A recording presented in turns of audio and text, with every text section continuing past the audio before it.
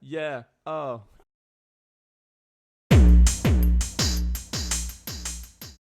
Welcome to CDR. I am Bryn. This is my co-host, Matt, co-founder, propaganda, antagonist. That's the nicest intro you've ever given.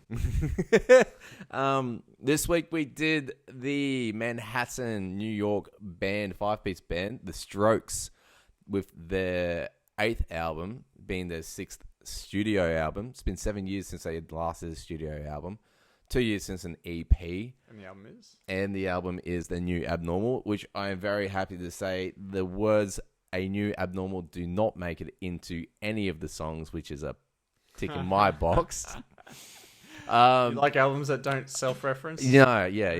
And, co-produced with Rick Rubin, who is a co-founder of Def Jam Records, who's done a whole heap with, Beastie Boys. Yeah, anyone who's listened to music has heard of Rick Rubin. And if you don't know who he is, that's where he's from. He's a big boy from the 80s, 90s. Pretty sure he's done Metallica and Blink-182. Yeah, he's done so many. We really should jump into more is the album cover. Sure.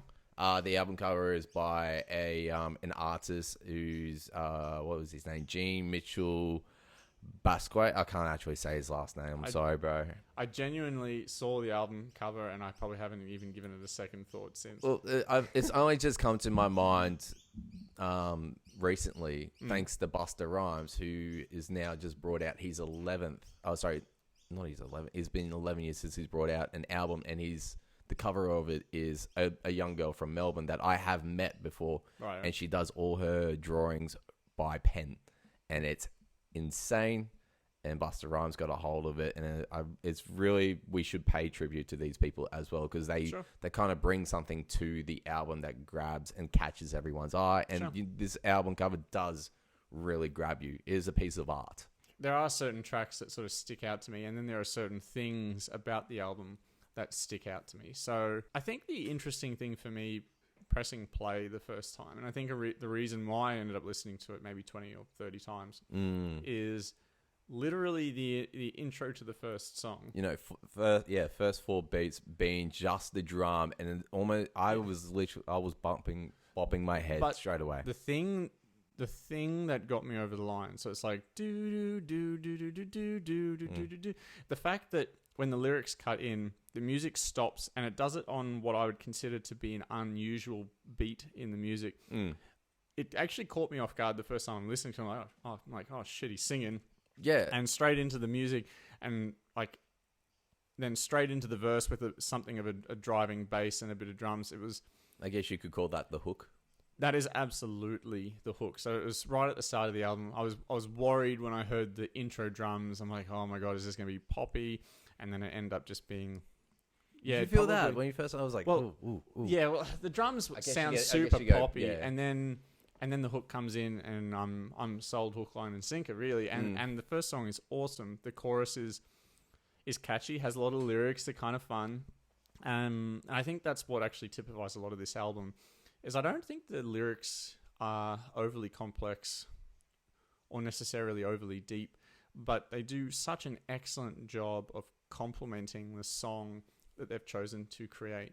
And the mix with the two guitarists, I think, is excellent throughout. Yeah. Nick and Albert, Albert also does do the keyboard sometimes in the album as well. And I saw that as well, is when it came to the middle and they are playing off each other, I got the sense of it was a conversation, like a peanut conversation with the adults, where you don't understand what they're saying, but like they're having this little... yeah, there was a ton there was a lot of fun. I felt it sounded like they were having a lot of fun. Yeah, absolutely. That the way the song outros as well, like the guitarists each have something to add.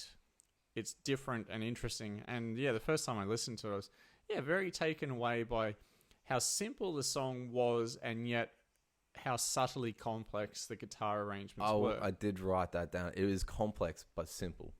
Yeah, there's not a lot of any of the guitarists or the drummer breaking away to flex too much. I mean, the drummer, unfortunately, Fabio didn't get much of a chance to flex his muscles and have a little solo, because in the middle of every song there's this guitar play off, or it's just like a not playback. Really the band for it though. Is No, it's not. I wonder if I was thinking or wondering if that's the way that they go. Because there's like the impression that I get listening to this album is that they're obviously heavily influenced by the 70s, 80s, and maybe early 90s in terms of their music. And the 80s were definitely in there this time. A shit ton. Yeah. Like listening to the album the first time, it was basically like a drive down memory lane as to what artists I could pick out. So like, ooh, fun game. Let's play that. Sure. Who'd you think about when the song Brooklyn Bridge to chorus? Brooklyn Bridge to chorus didn't really pull anyone out for me. I just felt like it was an 80s sound. Yeah. So for me, the one that really drew my attention to it was the following track, the Bad Decisions.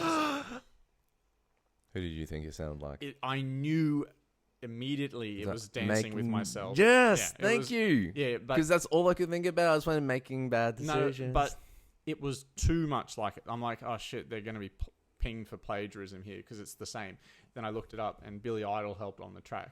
So it's like, oh, well, that makes sense. Well, did he? I didn't look at that. Yeah, so that's why they can get away with that, because there's no way that chorus. He does the he does it exactly like friggin' does it exactly like Billy Idol. I was not thinking Billy Idol. I was thinking Blink-182. Oh, they of course, Dancing with Myself cover. And then the following track, Eternal Summer, with the it's the one that has like this strange breakdown. Maybe after the chorus, the song's a bit soundscapey, but there's like these heavy Pink Floyd guitars that sort of romp in. So I couldn't help but listen to that song and just think Pink Floyd every single day of the week. And then you got Ode to the Mets, which I don't know, but it sounds like an Anastasia song. I've never Anastasia song. You talking about the singer or? Yeah, I'm talking about the singer. Absolutely, I wrote it down. It's Left Outside Alone. We're living in a fantasy without meaning. I'm going to show you it after. Yes. I do know you. Yeah. It's note for note, I reckon. It might be in a slightly different key, perhaps. I wonder if she's just taken the music of a classical and brought it to it. Look, quite possibly, but like I played it for Tony this morning, and Tony was singing the Anastasia song in place of the lyrics before I even had a chance to tell her, hey, don't you think this song sounds like... Straight into it. Yeah, she beat me to the punch. So there's a lot of those throwbacks throughout, and I would say that if you closed your eyes and listened to the album as a whole, and you had some sort of predilection towards Stranger Things, you might have had some Stranger Things vibes at some point. So there were some 80s synth layers throughout that flavored it consistently and well. I feel that's been what we're naturally getting from the last two albums is just a lot of influence from other bands coming into their new songs and albums. I think it's somewhat more overt in this album. Like it's front and center in this album, whereas you take Enter Shikari, they take it and then they roll it up into a ball, bash it against a wall, and then produce something with what's left, you know? Yeah, true. So I think in that sense that they do two different things, but I enjoyed it for the throwbacks. I thought it was such an interesting way to modernize what is effectively 70s and 80s music stylings, really. It is a fun album, and it's only 45 minutes long, 9 tracks. Long tracks. Like, most of the tracks are 4 to 5 minutes long. You think that's long? Well, it is when you have like an indie rock record. That's always the argument. Like, what is a long track and what is a short track?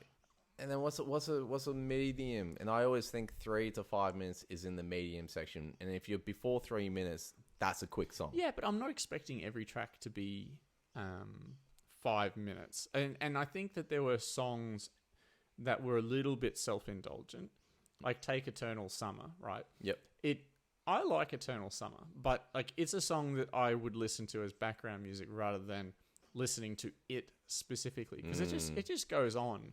There are some great music choices that they make in that song. Man, you got to wait 5 minutes to get to some of those choices, right?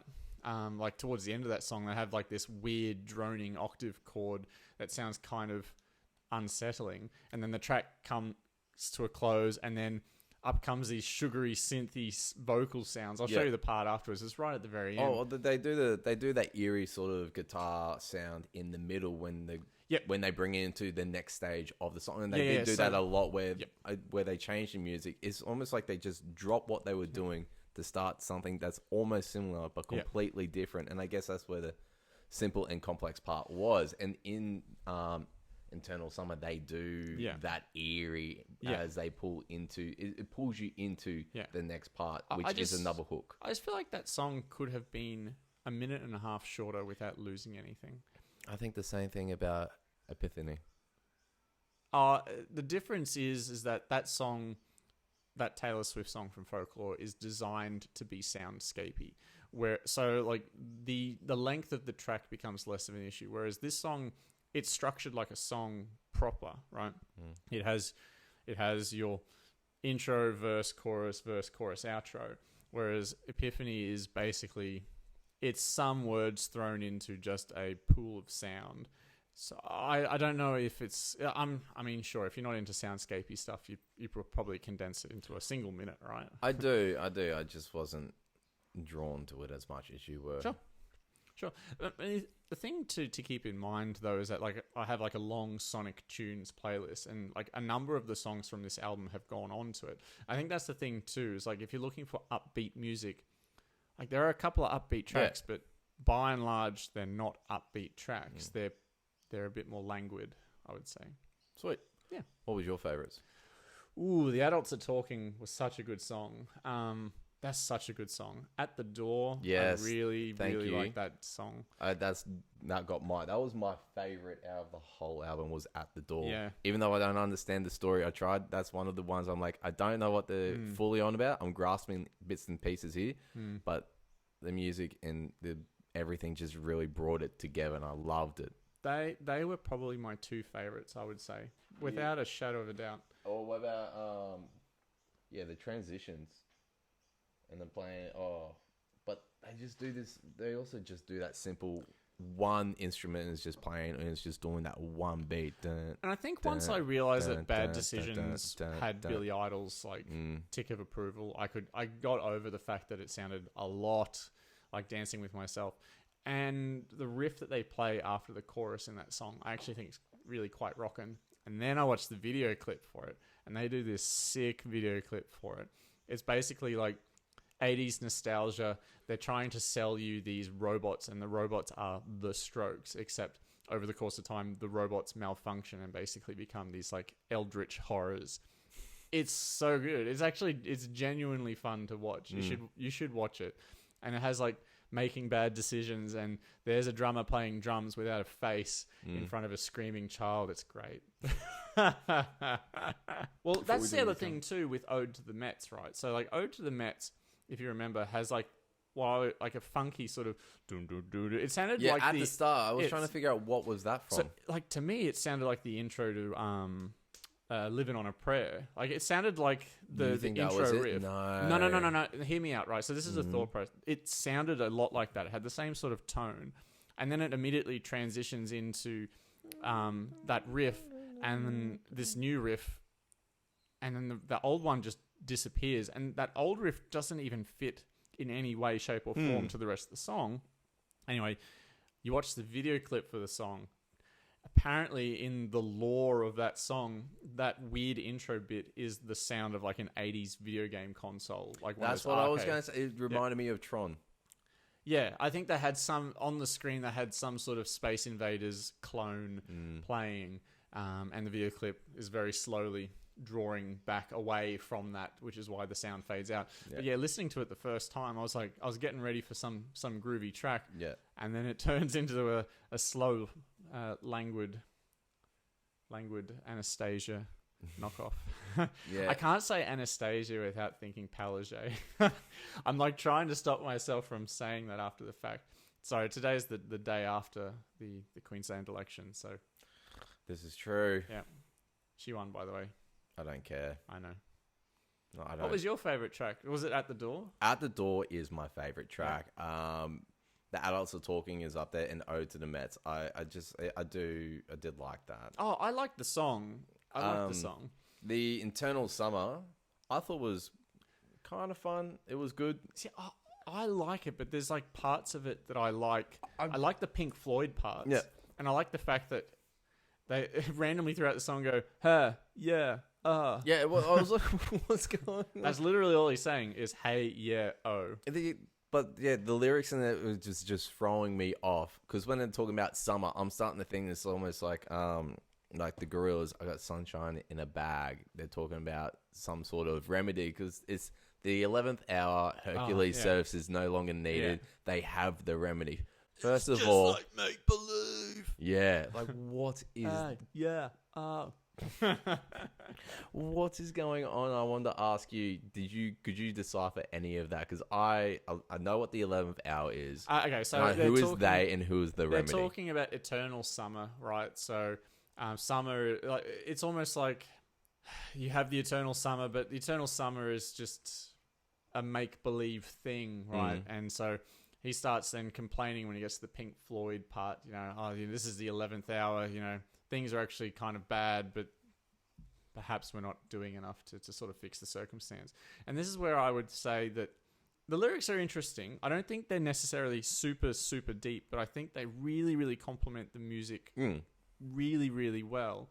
And so it's no marks against them for that.